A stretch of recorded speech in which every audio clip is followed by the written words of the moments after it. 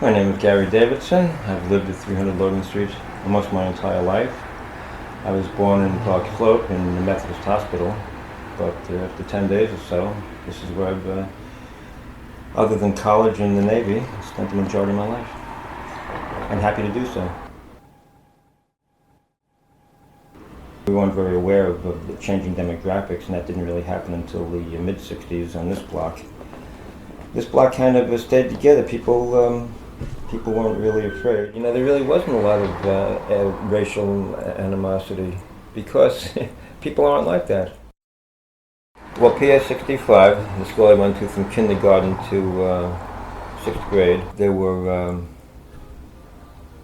35 kids in the class, and I think there were 3 black kids and several Spanish kids.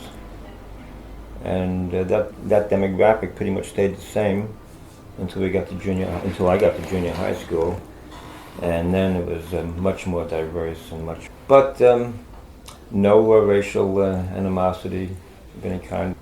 But as that's playing out in junior high school, all getting along, 5 blocks away we had Franklin K. Lane High School, which unfortunately wasn't the same case as far as blacks getting along with whites because of certain city or outside forces doing things in a way that made more heat than light, in that there was a lot of racial tension, to the point that they had cops and radios and TV reporters up there every day. It's developed in a way that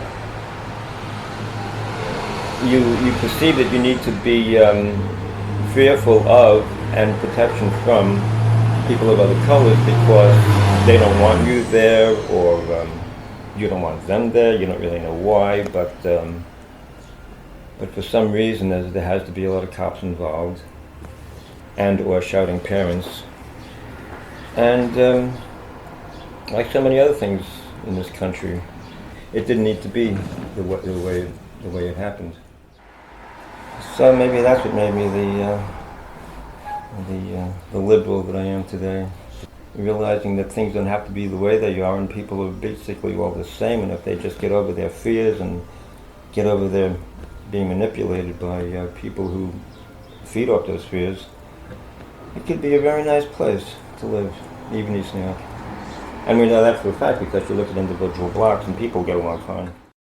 It had nothing to do with what seemed to be the reality of race and class. It was about banking and real estate and the city's collusion with them.